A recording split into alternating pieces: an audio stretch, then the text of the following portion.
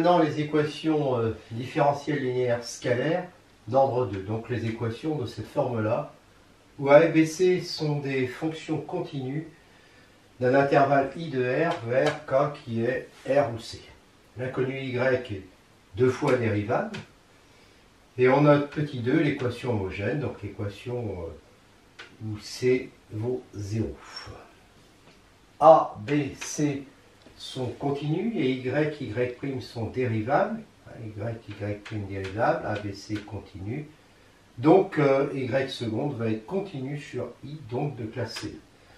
Soit Y, la fonction définie sur I, avec des coordonnées YT, Y' de T, elle est donc dérivable, et Y' de T est égal à ça, et même elle est de classe C1.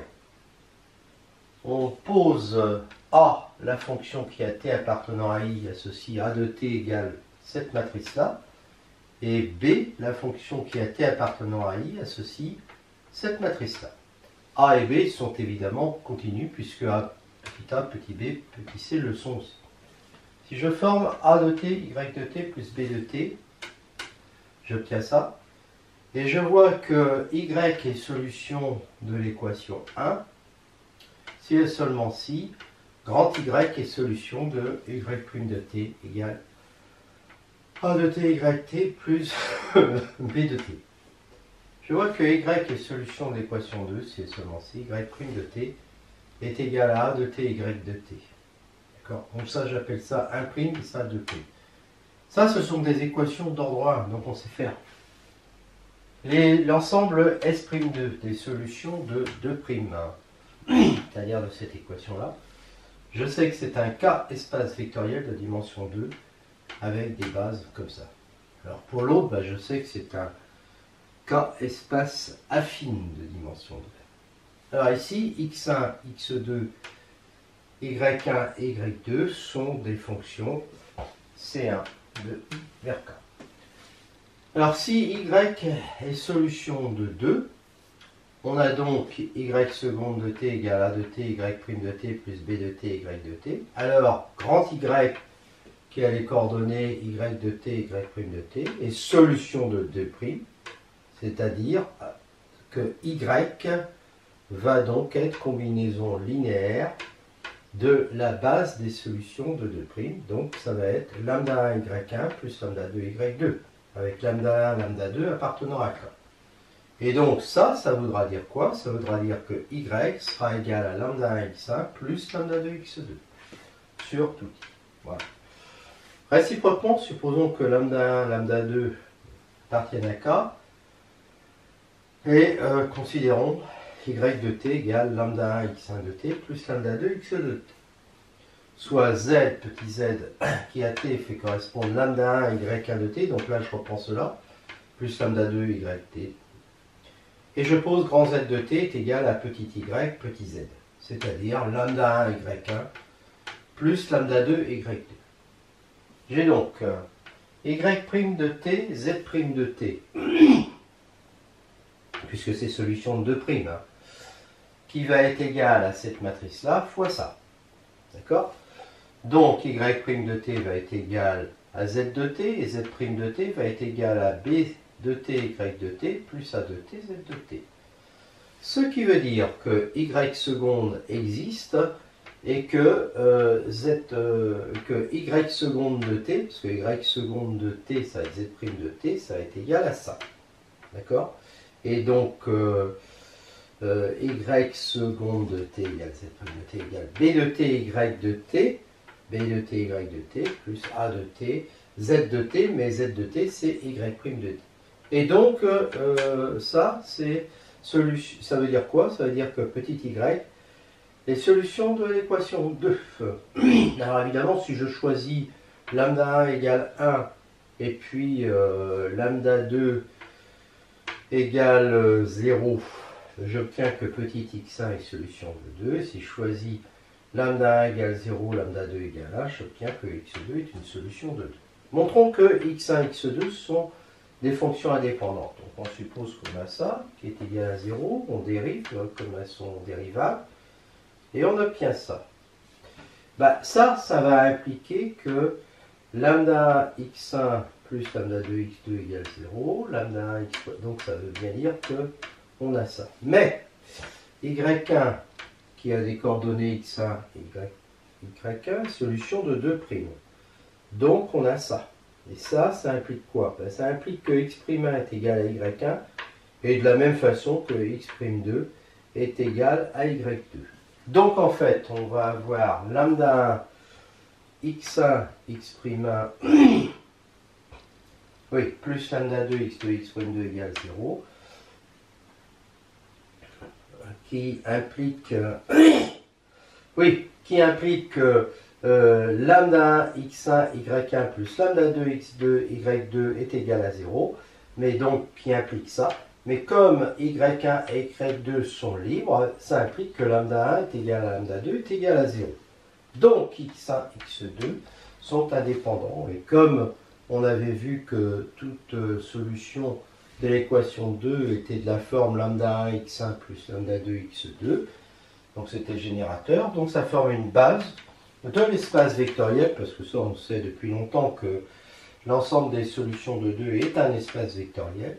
Donc x1 x2 est une base de cet espace vectoriel, qui est donc un espace vectoriel de dimension 2. On considère toujours cette équation complète et l'équation homogène associée avec un BC continu sur I. L'ensemble des solutions S1 de 1 est un espace affine de dimension 2 et de direction, l'espace des solutions de 2. Démonstration, on a toujours cette équation 1' avec une matrice, et on sait que ces solutions forment un espace affine de dimension 2. Et que si yt est égal à yt z de t, alors on a ça et ça qui implique ça. Donc y est solution de 1. Donc ça veut dire que puisque l'ensemble des solutions de 1' forment un espace affine de dimension 2, ben ça veut dire qu'il y a des solutions. Et donc ça veut dire que 1 a des solutions. Soit y0, une solution de 1, donc elle vérifie ça. On remarque que y est une solution de 1 si et seulement ça, si on a ça, et je peux remplacer c par y seconde moins tout ça. Ce qui me fait ça. Ce qui équivaut à dire qu'on a ça, et ce qui équivaut à dire que y moins y0 est une solution de 2.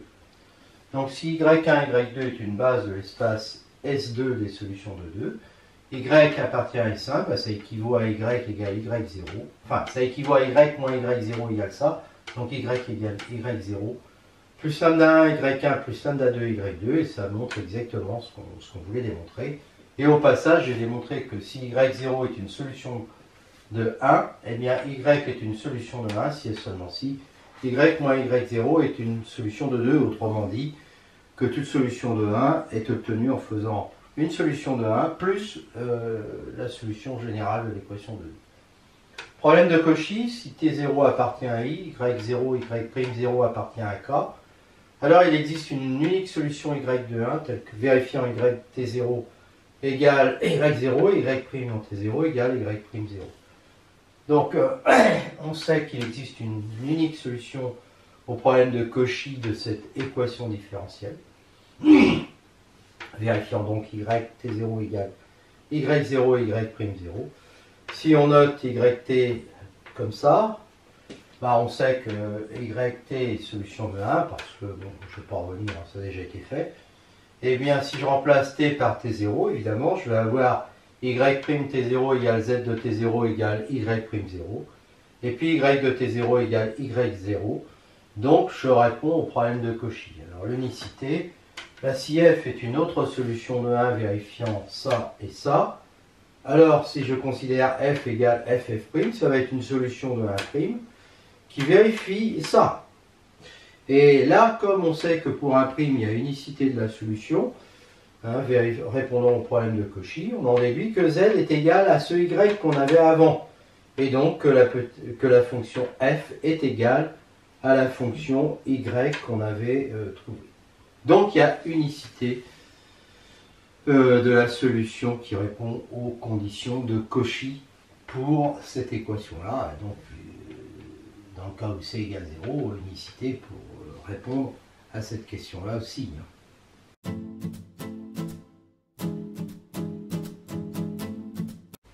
On revient à l'équation homogène, où A et B sont contenus sur l'intervalle I de R. Y1 et Y2, deux solutions de cette équation, que j'appelle 2. On a vu que grand Y1 de coordonnées Y1, Y'1 et grand Y2, Y2, Y'2 sont des solutions de l'équation 2' qui est ici. Si on a ça, alors en dérivant, on a ça. Et donc, on a ça, puisque Y1 et Y2 sont là. Inversement, si on a ça, en prenant la première composante, on a ça. Donc on voit que Y1, Y2 est libre, si et seulement si, grand Y1, grand Y2 est libre. Ce qui équivaut à dire, pour celle-là, qu'il existe T0 appartenant à I, tel que Y1 en T0, et Y2 en T0 sont libres.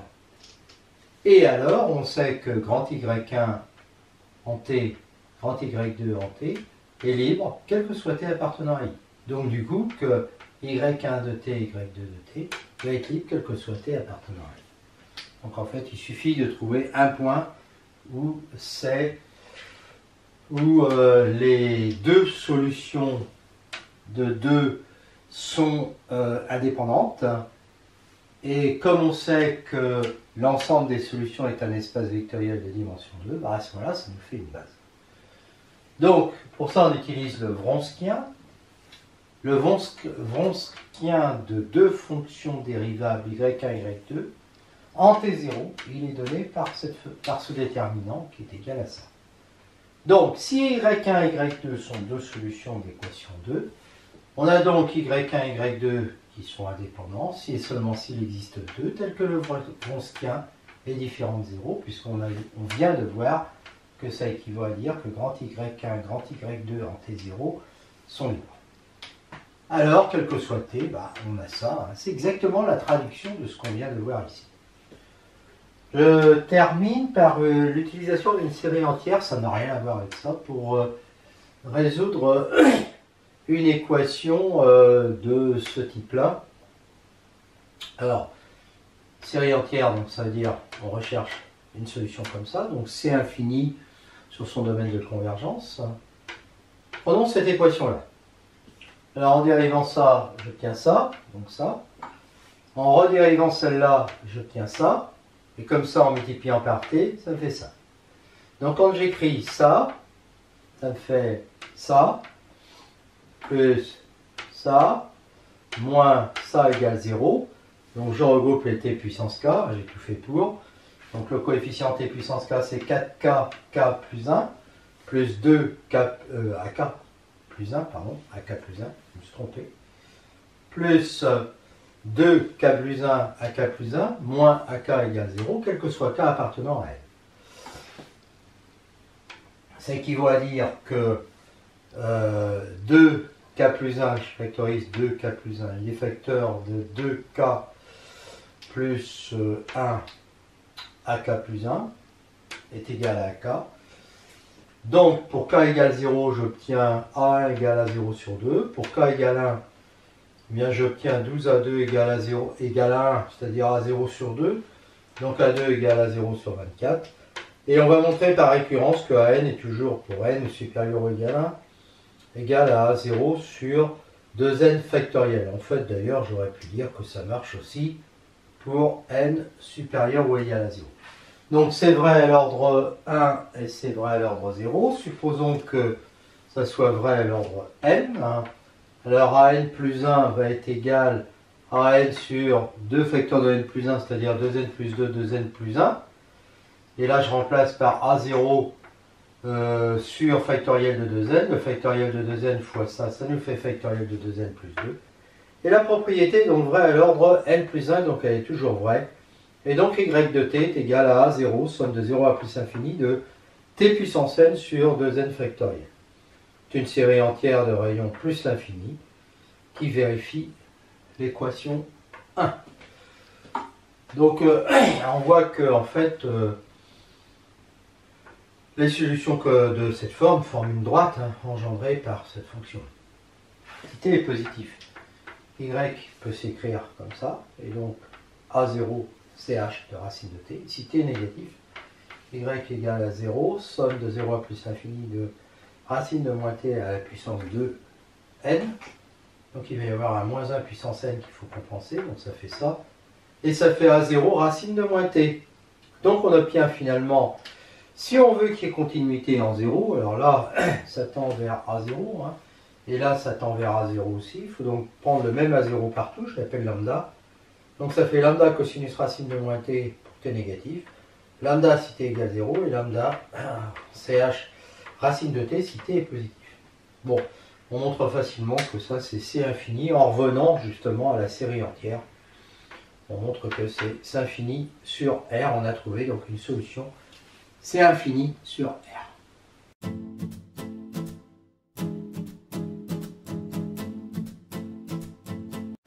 Un exemple de résolution d'une équation du second ordre avec l'utilisation d'un changement de variable. On prend cette équation, on va rechercher d'abord un polynôme de degré n supérieur ou égal à 2. Donc on dérive une fois, deux fois, on remplace là-dedans, et quand on prend le terme de plus haut degré, on voit que n-1 à n plus n à n-1 à n égale 0. Et donc que l'on a ça, et comme n est supérieur ou égal à 2, ça c'est pas nul, ça c'est pas nul. Et puisque à n c'est le terme de plus haut degré, il n'est pas nul non plus, donc on a vu qu'il y a une impossibilité. Alors si on cherche maintenant un polynôme de degré 1, donc de cette forme-là, donc P', P seconde, on remplace dans cette équation, et on obtient A plus B égale 0. Donc on va choisir P de t égale t-1 qui marche. Les autres étant A facteur de t-1. Alors là, on a une solution, donc on va prendre un intervalle I de R ne contenant pas 1, parce que cette solution s'annule en 1, et on considère Z de t égale Y de t divisé par cette solution t-1, ce qui fait que Y égale Z facteur de t-1, et donc Y' est égal à ça, Y seconde égale à ça, qu'on reporte dans cette équation, ce qui est équivalent à ça. Bon, là on a envie de séparer évidemment les t du reste, et donc on obtient ça sur un intervalle J où Z' de t ne s'annule pas. Ce qui équivaut à dire que Z seconde sur Z' va être de la forme A sur T plus B sur T plus 1 plus C sur T-1. Bon, en multipliant par T, en faisant tendre T vers 0, on trouve A égale 1. En multipliant par T plus 1, en faisant tendre T vers moins 1, on trouve B égale moins 2. Et en multipliant par t moins 1 en faisant tendre t vers 1, on trouve c égale moins 2. Et donc on trouve ça. Donc en intégrant, ln de valeur absolue de z' qui est égale à ln de t moins ln de t plus 1 au carré moins ln de t moins 1 au carré plus une constante. Et en prenant l'exponentielle, z' est égal à lambda valeur absolue de t sur t plus 1 au carré, t moins 1 au carré. Voilà. Alors, attention, hein, z' de t ne doit pas s'annuler sur j. Hein. Donc z' va être égal à lambda t sur t plus 1 au carré, t moins 1 au carré sur j. Voilà. Donc, z de t, bon, j'intègre ça. Alors, j'intègre ça. C'est-à-dire que ça, c'est t2 moins 1 au carré, et je remarque que la dérivée de t2 moins 1, c'est t. Donc ça va s'intégrer par moins lambda sur 2 t2 moins 1. Plus une constante. Et y, ben, je sais que c'est z de t facteur de t moins 1, donc ça fait moins lambda sur 2, alors ça c'est t plus 1, t moins 1, donc il reste t plus 1, plus k fois t moins 1. Voilà, alors on vérifie facilement maintenant, mais ça il faut le faire, hein, que c'est une expression de cette forme-là, c'est une fonction dérivable, 2 fois dérivable, qui vérifie bien cette équation-là. Donc on a une solution sur cet intervalle et sur celui-là. Donc les solutions de 1 vont être définies par une formule comme ça, sur cet intervalle comme ça, là, et par la même formule, mais peut-être avec des valeurs différentes, A et B, hein, sur cet intervalle-là. Voilà, et on a ainsi toutes les solutions de cette équation différentielle. On voit bien d'ailleurs que c'est c'est un espace vectoriel sur cet intervalle ou sur celui-là, c'est un espace vectoriel de dimension 2 puisque on a deux paramètres.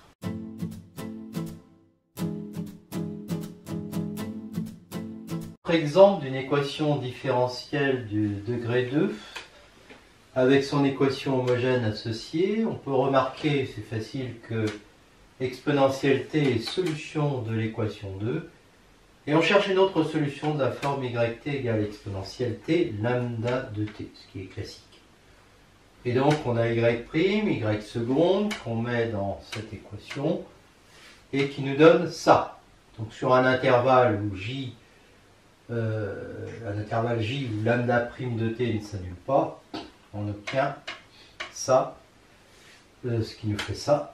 Et donc ln de valeur absolue de lambda prime est égal à moins 2t plus ln de 1 plus t au carré plus une constante. Et quand on passe à l'exponentielle et qu'on dit aussi que lambda prime il ne s'annule pas, donc il garde le même signe, donc il va être de la forme k exponentielle de moins 2t 1 plus t au carré. Bon, donc nous on va prendre k égale 1, donc ça va nous faire lambda t, on recherche lambda t de cette forme-là, et donc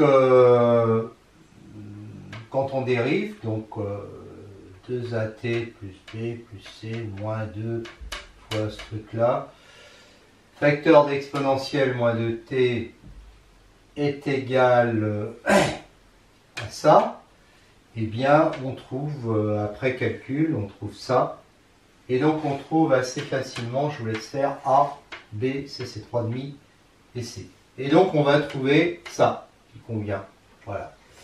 Et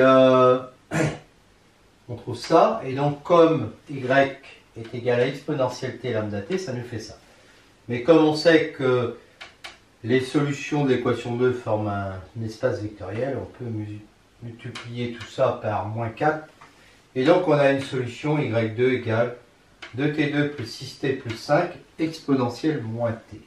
Voilà. Qui est définie sur R. Hein. Et puis on avait cette solution. Alors on va montrer que les deux sont libres en s'intéressant au Wronskien, les deux, qui est égal à ça, mais on va le prendre en t égale 0. Comme ça, ça fera 1, 1, 5 et 1, et ça c'est différent de 0. Donc y1, y2 est une base de solution de 2 sur R. Voilà. Alors maintenant, pour l'équation 1, on va chercher une solution de cette forme-là, vérifiant en plus lambda prime y1 plus lambda prime y2 est égal à 0. Alors ça, quand on vérifie ça, en redérivant, ça fait aussi qu'on a ça. D'accord ? Y seconde, alors y prime il est égal à ça. Je redérive, ça me fait y seconde. Je le place dans cette équation. D'accord ? Bon. Puis là, je vous laisse vérifier, il y a un certain nombre de choses qui sont bonnes. Il y a ça, ça, ça, ça, ça et ça. En plus, il y a ça qui vaut 0. Et donc finalement, au bout du bout, on trouve ça. D'accord ? Et donc, lambda prime 1, y1, oui, alors on avait lambda prime 1, y1 plus lambda prime 2, y2 qui est égal à 0. Et avec ça, on trouve que lambda prime 1, y prime 1 plus lambda prime 2, y prime 2 est égal à t sur 1 plus t exponentielle moins t sur un intervalle où ça ne s'annule pas en moins 1. D'accord ? Donc, avec ça, on trouve facilement que lambda prime 1 égale moins lambda prime 2, y2 exponentielle moins t, qu'on remplace dans la deuxième, et on trouve ainsi que lambda prime 2 est égal à ça, c'est-à-dire à ça, qui se décompose comme ça, je vous laisse vérifier. Et donc, ça fait que lambda 2 est égal à 1 sur 4 facteurs de 1 plus t, moins 1 sur 8, 1 plus t2. Ça, c'est un lambda 2 qui convient. Suite de la démonstration tout de suite. On vient de trouver que lambda 2 est égal à ça. Lambda prime 1 est égal à moins lambda prime 2, y2 exponentielle moins t. Ça nous fait ça. Et pour simplifier ça, je pose 1 plus t égale h. Donc t est égal à h moins 1. Donc ça divisé par ça, ça va faire ça. Alors, je vous laisse faire le calcul et puis simplifier et on trouve ça. Et après on remplace h par 1 plus t et donc ça nous fait ça.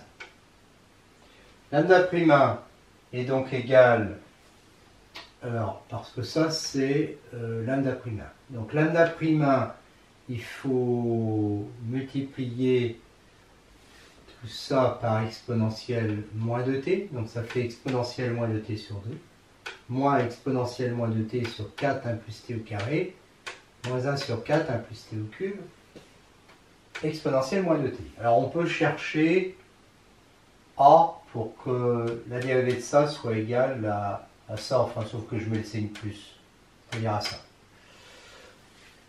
Alors on trouve facilement en dérivant que ça fait moins 2a sur 4 1 plus t au carré, et là je redérive, ça fait moins 2a sur 4 1 plus t au cube, qui doit être égal à 1 sur 4 1 plus t au carré, plus 1 sur 4 1 plus t au cube, et donc je trouve a égale moins 1,5.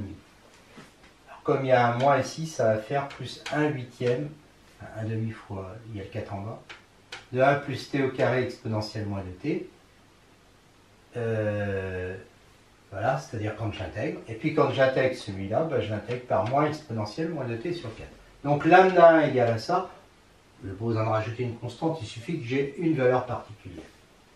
Et je prends y égale lambda 1 y1 plus lambda 2 y. Lambda 1 y1, donc je multiplie ça par exponentielle t, donc ça fait ça.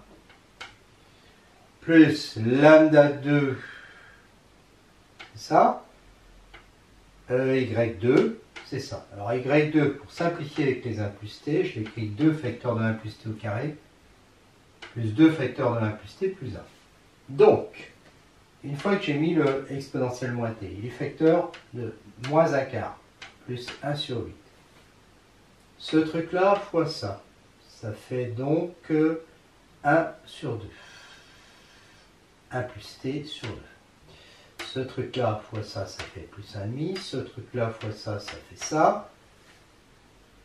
Moins 1 huitième fois ça, ça fait moins 1 quart. Moins 1 huitième fois ça, moins 1 quart sur 1 plus t. Et puis ça fois ça, ça fait ça. Ça se supprime avec ça avec ça. Moins 1 quart plus 1,5, ça supprime. Il reste 1 plus t sur 2, exponentielle moins t. Conclusion. La solution générale de 1, c'est, on prend les deux solutions, la base des solutions d'équations homogènes, donc a exponentielle t plus b, 2t2 plus 6t plus 5 exponentielle moins t, et on rajoute la solution particulière qui est 1 plus t sur 2 exponentielle moins t. Et c'est terminé.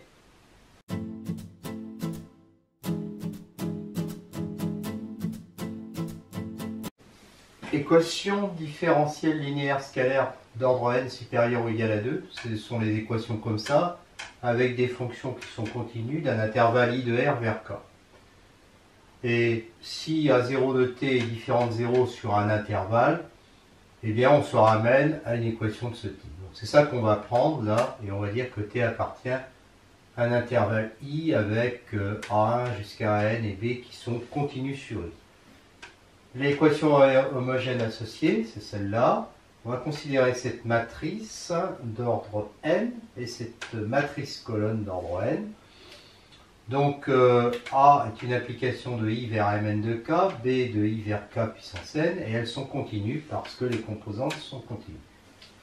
On note 1' l'équation différentielle ici et 2' l'équation ici. Yt appartenant à k puissance n, dérivable sur i. On remarque que y est solution de 1. Bon, alors ça c'est évident, hein, c'est ici. Et bien forcément ça veut dire que yn va être continu, parce que là c'est continu. Donc y est de classe Cn. Et que si y est de classe Cn-1, on pose y de t est égal à ça. Et donc yn existe si et seulement si grand y prime existe sur i. Et alors grand y, d'après la remarque qu'on vient de faire, est de classe C1. Si je forme A de t, y de t plus b de t, je vous laisse regarder, on obtient ça. Et y' de t, bien sûr, on dérive ça, et donc ça obtient ça. on remarque que les n-1 premières composantes sont égales, et que ça c'est égal à ça si et seulement si y est solution de 1. Et donc on obtient que y est solution de 1 si et seulement si grand y est solution de 1', cette équation, et que y est solution de 2 si et seulement si grand y est solution de 2'. On sait que l'ensemble des solutions de 2' est un K espace vectoriel de dimension n, bon je vais prendre une base YK, et que l'ensemble des solutions de 1 est un espace affine de dimension n. Je vais noter les YK avec leurs composantes. Y0 une solution de 1, de 1', hein, puisqu'on sait que 1' est un espace affine, donc il y a des solutions. Donc j'exprime le fait que Y0 est une solution, et donc je multiplie le Y0 par ça, je rajoute B de t, puis je dis que ça fait Y'0, et donc j'obtiens facilement que Y'1,0 de t est égal à Y2,0 de t, Y'2,0 de t égale Y3,0 de t. Je vais comme ça jusqu'à Y' de n-1,0 de t qui est égal à Yn0 de t. Et pour le dernier évidemment, j'ai toute une somme.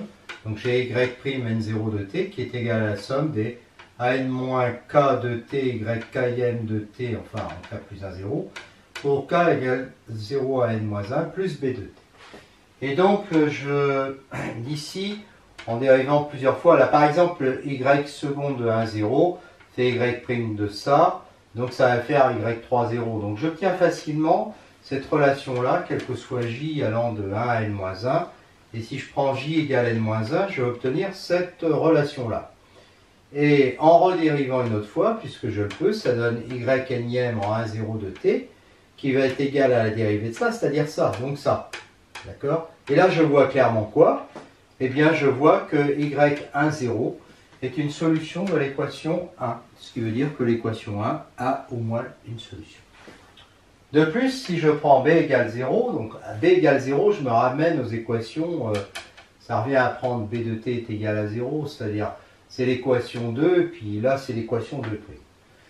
Donc, si y est une solution de 2', les mêmes calculs que j'ai fait ici, je remplace y0 par y et b par 0, me montrent que y1 est une solution, hein, donc la première composante, hein, c'était pareil ici, est solution de 2.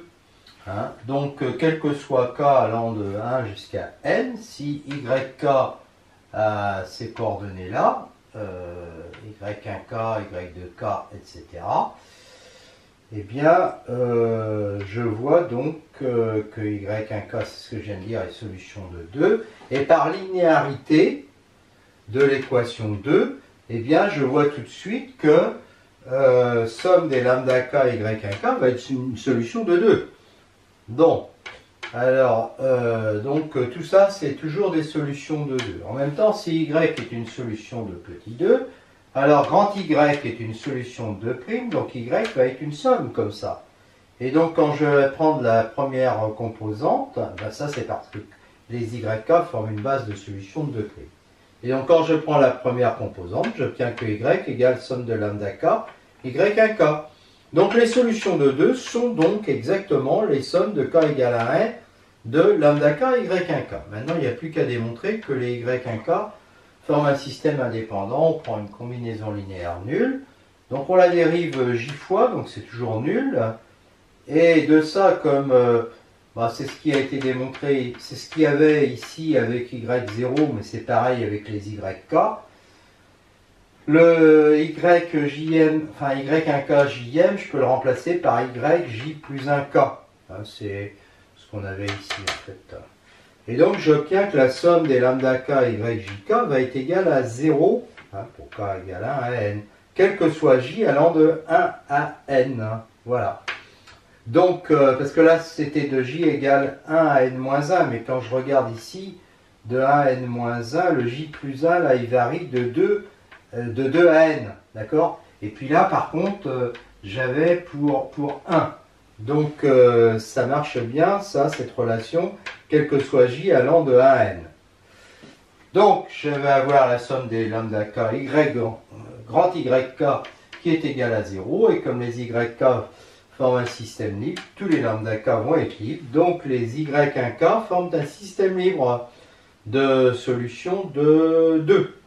Donc ça va former une base de solution de 2. Et donc l'ensemble des solutions de 2 est de dimension n.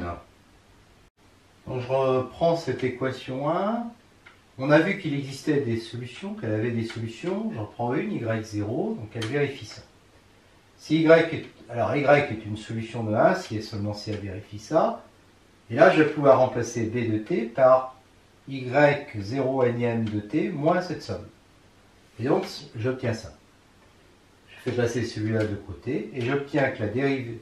Alors, tout ça, c'est des équivalences. Hein. Donc, y solution de 1, si et seulement si la dérivée énième de y moins y0 en t est égale à la somme des an moins k de t dérivée km de y moins y0 en t, ce qui équivaut à dire que y moins y0 est une solution d'équation homogène 2. Les solutions de 1 sont donc les fonctions obtenues en rajoutant un y0, les solutions, toutes les solutions de l'équation 2, et on sait qu'elles sont de la forme somme des lambda k y1k parce qu'elles forment un espace vectoriel de dimension n, et on avait appelé y1k une base de cet ensemble. Donc voilà, elles sont toutes de cette forme, et donc ça veut bien dire que l'ensemble des solutions est un espace affine de dimension n. Alors le problème de Cauchy maintenant, soit t0 appartenant à i, et puis n scalaire x0 jusqu'à xn-1, alors il existe une unique solution y de 1, vérifiant y km de t0 est égal à xk, quel que soit k allant de 0 à n-1.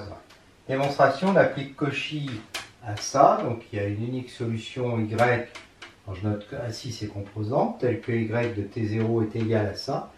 Donc ça donne évidemment que y1 de t0 est égal à x0, mais on a vu que y1 est une solution de 1 et que sa dérivée jm est égale à yj plus 1, quel que soit j allant de 1 à n-1.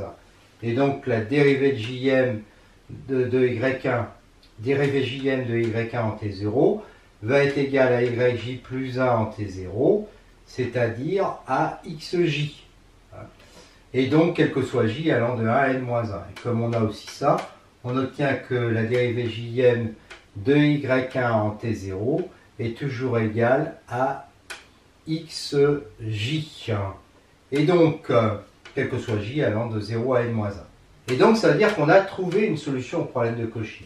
Unicité, ben, on suppose une deuxième, c'est-à-dire qu'on suppose qu'on a ça, quel que soit k. Et à ce moment-là, on va avoir z qui est égal à ça, et y qui est égal à ça. On sait que ce sont des solutions de 1'. D'accord? Et elle vérifie z km de t0 égale xk est égal à y km de t0, quel que soit k allant de 0 à n-1. Donc en fait, z de t0 va être égal à y de t0. Hein, puisque petit z de t0 est égal à y de t0, petit z' de t0 va être égal à y', etc., etc. Donc ça nous fait que z est égal à y, unicité de la solution de la prime. Hein.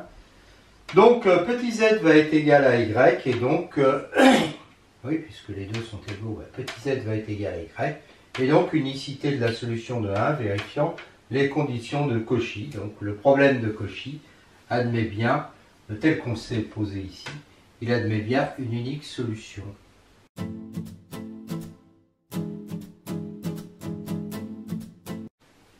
On a cette équation différentielle homogène, hein, et y1, y2 jusqu'à yn, n solutions de cette équation. Le Wronskien des yk en t appartenant à i, c'est ce déterminant. Alors, y1 jusqu'à yn forment une base de solution de 2, si et seulement s'il existe t0 appartenant à i, tel que le Wronskien après 0, soit différent de 0. Et on a alors Wronskien en t est différent de 0, quel que soit t appartenant à i. Démonstration, on sait que les yk sont des solutions de cette équation différentielle de prime. Somme de lambda k petit yk égale 0, ça implique, quand on dérive j fois, que l'on a ça, quel que soit j allant de 0 à n-1. Donc, si on a ça avec les grands yk, d'accord, compte tenu de leurs coordonnées. Réciproquement, si on a ça avec les grands yk, en prenant la première coordonnée, on a ça. Donc on voit que y1 jusqu'à yn est libre, si et seulement si, grand y1 jusqu'à grand yn est libre. Ce qui équivaut, alors ça on le sait parce qu'on l'a déjà démontré, qu'il existe, ce qui équivaut à dire qu'il existe T0 appartenant à I, tel que ça, c'est libre. Ce qui équivaut à dire que le déterminant des y1 T0 jusqu'à yn de T0 est différent de 0, ce qui équivaut donc à dire que le Wronskien en T0 est différent de 0. Et on a vu aussi qu'alors, si ceux-là, ils sont libres, eh bien, ils vont être libres quel que soit T. Donc, le déterminant sera différent de 0 quel que soit T, et donc le Wronskien sera différent de 0 quel que soit T.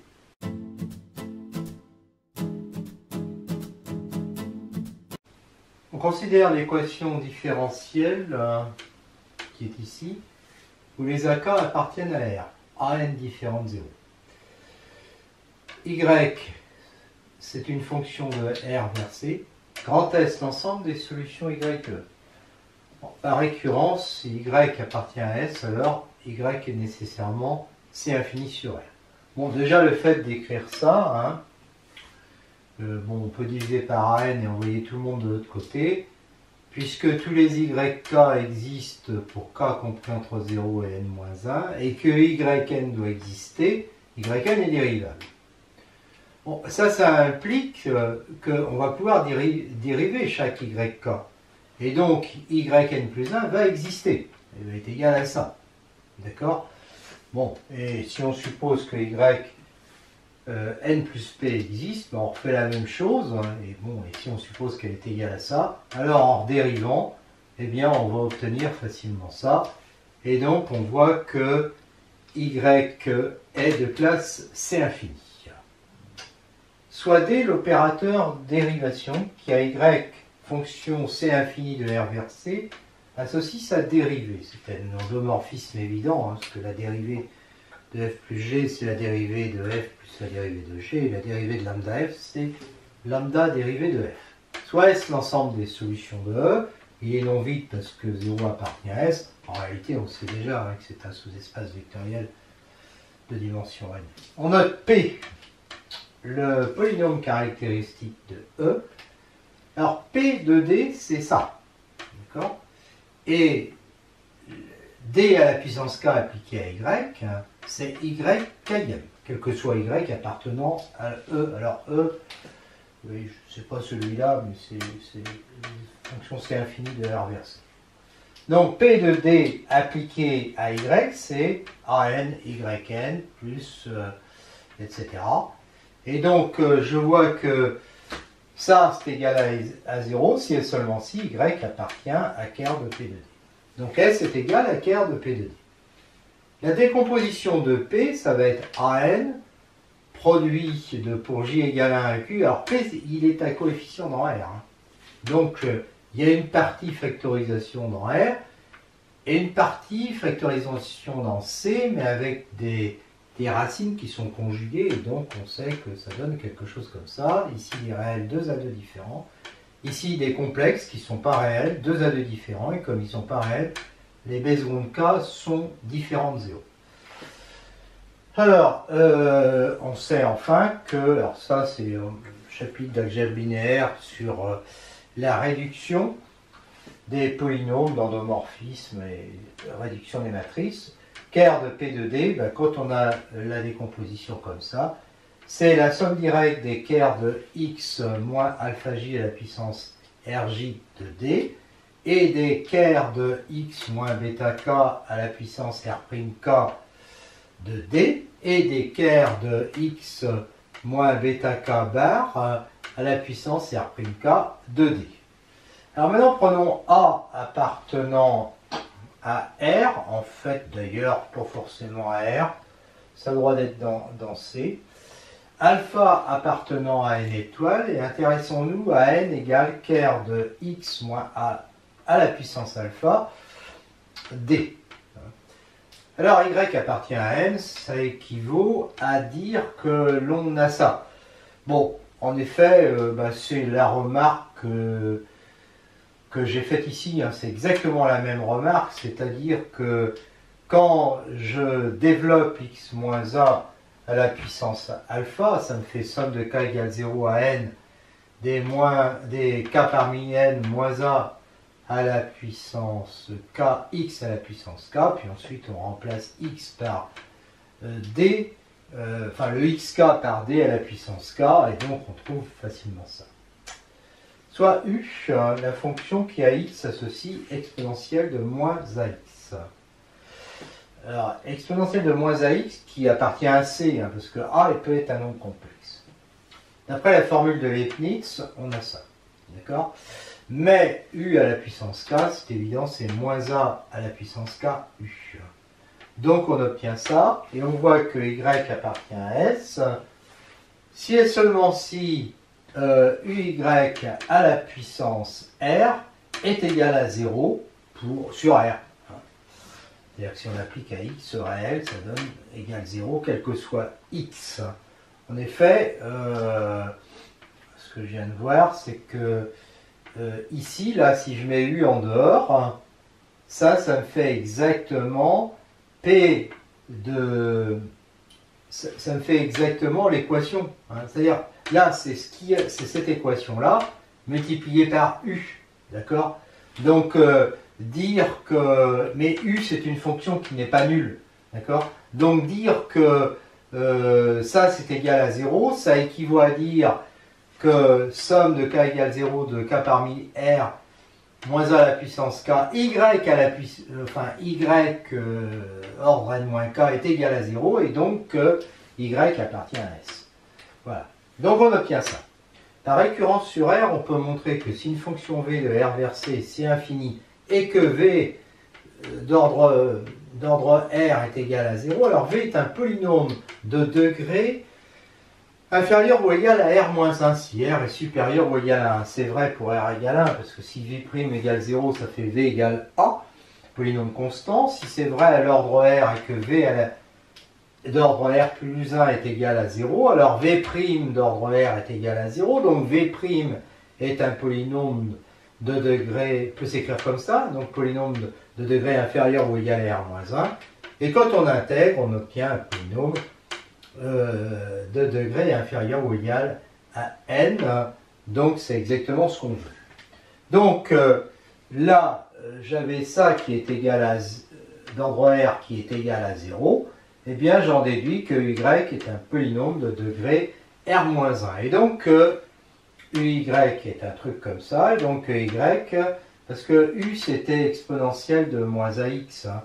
Donc quand je multiplie, ça fait que y est égal à ça.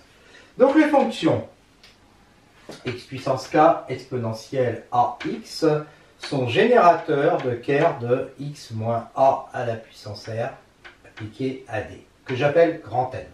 D'accord? Alors, ce sont des fonctions, alors là, ça donne combien? Ça donne n fonctions. Donc ces n fonctions sont libres parce que si je suppose ça égale 0, en multipliant par exponentielle de moins ax, j'obtiens ça, quel que soit x appartenant à R, et comme c'est un polynôme, tous les lambda k sont nuls. Donc on a bien une base de n, et donc le n en question, dimension R. J'applique ça maintenant à ça, je vais avoir une base de ça, pour chaque j allant de 1 à q, une base de ça pour chaque k allant de 1 à s, une base de ça pour chaque k allant de 1 à s, et j'obtiens ainsi, en réunissant les bases, eh bien, je vais obtenir une base de KRP de D qui est neutre, qui est rien d'autre que S. Donc les fonctions, ces fonctions-là, exponentielle alpha jx à la x à la puissance k pour k compris entre 0 et rj-1. Ces fonctions-là, x donne exponentielle bêta jx, x puissance k pour k compris entre 0 et R'J-1, et puis ces fonctions-là, la même chose, mais avec bêta J bar, et bien ces fonctions-là, je ne me suis pas trompé, oui c'est ça, ces fonctions-là vont former une base de grand S. Ensemble des solutions, hein, je rappelle, grand S, c'est l'ensemble des fonctions défini sur R à valeur dans C et solution de l'équation différentielle.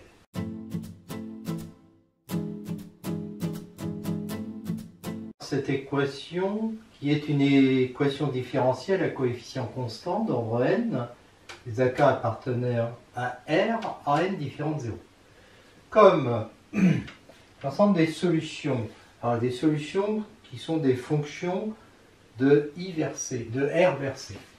Comme l'ensemble des solutions, on l'a vu, est la somme directe, et cette somme directe-là, je ne reviens pas sur les notations, on a la dimension de S qui est égale à N, parce que tous les J qu'il y a là, c'est-à-dire oui, la somme des RJ pour J allant de 1 à Q, plus 2 fois la somme pour K allant de 1 à S des R'K est égale à N. La base précédente, que j'appelle U1 jusqu'à UN de S, permet d'avoir une partie génératrice de l'espace vectoriel S' des solutions de R vers R, des solutions de E qui vont de R vers R. Si Y appartient à S', alors Y appartient à S. Si c'est une solution de R vers S, c'est aussi une solution de R vers C. Et donc Y va s'écrire comme ça, avec lambda K appartenant à C, alors égal à AK plus IBK, où AK, BK appartiennent à R. Notons VK la partie réelle de UK, WK la partie imaginaire de UK, et à ce moment-là, on a Y qui est égal à ça. Et donc, en développant, on va avoir ça. Mais comme on a affaire à des fonctions de S', la partie imaginaire est nulle, il va rester que ça. Et donc, on voit que, finalement, les Y sont une combinaison linéaire des parties réelles et imaginaires des UK. Réciproquement, si Y est une combinaison linéaire avec AK, BK, des VK et des WK, eh bien, comme UK est égal à VK plus IWK, et que donc VK c'est la partie réelle de UK, et WK la partie imaginaire de UK, ben, la partie réelle, si j'ai une solution ici, si ça c'est une solution de cette équation-là, comme les coefficients ici sont réels, bah, la partie réelle de tout ça va être égale à 0, et la partie réelle des YK, c'est la partie réelle c'est la partie réelle des Y qu'on dérive K fois. Et donc ça veut dire quoi ça? Ça veut dire que cette partie réelle des UK et la partie imaginaire des UK vont être solutions dans S', de S'. Donc comme S' est un espace vectoriel, bien la combinaison linéaire des VK et des WK va appartenir à S'. Donc les VK WK forment un système générateur de S. Si on retire tous ceux qui ont un WK nul, c'est-à-dire qu'à ce moment-là UK appartient à S', on obtient la partie génératrice, n fonctions, formée de toutes ces fonctions-là, c'est-à-dire que j'ai pris ce que je viens de dire, les parties réelles, et les parties imaginaires de ces fonctions-là. Donc, partie imaginaire, il n'y en a pas ici, ça correspond à ce que je viens de dire. Puis là, il y a les parties réelles et les parties imaginaires. Alors, ce qu'on va montrer, c'est que donc, toutes ces fonctions-là, qui, on l'a vu, forment un système générateur de S', eh bien, c'est un système libre. Alors, c'est en fait, comme elles sont au nombre de n, et qu'on sait que la dimension de S' c'est n, on pourrait conclure tout de suite en disant, voilà, elles sont libres, puisqu'elles sont génératrices. Bon, on va retrouver le résultat en considérant une combinaison linéaire de ces fonctions-là qui soit nulle, et en remarquant que ça peut s'écrire exponentielle bêta x plus exponentielle bêta j bar x sur 2, et là, exponentielle bêta jx moins exponentielle bêta j bar x sur 2i, et donc on obtient une combinaison, alors les sommes elles sont finies là, d'accord? Et au total, ça fait n termes. Alors, ça va impliquer quoi? Eh bien, comme on sait que ces fonctions-là forment une base, donc sont indépendantes dans S, ça implique que tous les AKJ vont être nuls, que tous les BKJ vont être nuls, enfin, que tous les BKJ plus CKJ sur 2 vont être nuls, et donc que tous les BKJ plus CKJ vont être nuls, et que tous ces trucs-là vont être nuls aussi, et de ça on obtient que tous les AKJ, tous les BKJ, tous les CKJ sont nuls, et donc tous les coefficients de cette combinaison linéaire sont nuls, et donc ça forme une partie libre. La conclusion de tout ça, c'est que ces fonctions-là eh bien, vont former une base de S', c'est-à-dire de l'espace vectoriel des solutions de cette équation qui sont à valeur dans R. Et donc c'est un espace vectoriel de dimension n, parce qu'au total, là-dedans, même si ça ne saute pas aux yeux, mais ça provient de ça, eh bien, il y a n fonctions. Je termine ce chapitre par une remarque. Je reprends cette équation différentielle, avec coefficient dans R, et je rappelle que si on prend ce vecteur-là, on a vu que petit y est solution de 2 si et seulement si grand y est solution de cette équation-là avec cette matrice. Alors cette matrice, son polynôme caractéristique, elle est égale à ça. Et si on le développe par rapport à la dernière ligne, alors je laisse le faire sur un petit exemple comme ça, parce qu'après c'est pas très évident et ça peut se faire par récurrence, mais enfin c'est pas difficile, hein, c'est un bon exercice. On va trouver que par rapport à n, ça fait moins 1 puissance n à n, ça c'est facile, plus moins 1 puissance n plus 1 moins lambda à n moins 1, etc. On va comme ça jusqu'à moins 1 puissance n plus n moins 2 moins lambda à la puissance n moins 2 à 2, plus, et là on a le dernier terme, moins 1 puissance n plus n moins 1, à 1 moins lambda à la puissance n moins 1. Et quand on arrange un petit peu ça, on trouve ça. Alors ça c'est quoi? Eh bien si je fais passer moins y à la dérivée énième de y de l'autre côté, ça me donne ça. Donc c'est le polynôme caractéristique de cette équation. Autrement dit, ce qu'on appelle le polynôme caractéristique de la matrice, là, eh bien il va être égal à moins 1 puissance n, le polynôme qui est caractéristique de l'équation différentielle. Donc c'était pour mettre en rapport un petit peu ces deux polynômes qu'on appelle caractéristiques. Donc ils ont les mêmes racines avec les mêmes ordres. On sait que la solution générale de grand Y' de t égale A grand Y de t est de cette forme-là, avec des vecteurs U qui appartiennent à grand B. Base, alors de Rn, on n'est pas obligé de mettre de Rn, hein, ça peut être de Cn, hein, obtenu à partir des bases des sous-espaces caractéristiques. Alors le sous-espace caractéristique associé au vecteur U, il va être de cette forme-là. Et Pu est un polynôme de degré alpha U moins 1, Pu de t étant appartenant toujours à Lu. Bon, ça, comme ça, dit comme ça, c'est un peu compliqué, mais je vous rappelle qu'on l'a démontré, que c'était beaucoup plus clair quelques paragraphes précédemment. D'accord? Alors, comme Y, c'est la première, petit y, c'est la première coordonnée de grand Y, Y va aussi être une combinaison linéaire de trucs qui sont de cette forme, qui appartient à C de X, et le degré qui est égal à alpha U moins 1. Tout ça pour dire quoi? Qu'on retrouve le résultat précédent d'une autre façon. Alors, ça, je m'en fiche un petit peu de le retrouver, le résultat. Ce qui m'intéressait, c'était de mettre en correspondance le polynôme caractéristique associé à l'équation différentielle et le polynôme caractéristique de la matrice associée à l'équation différentielle.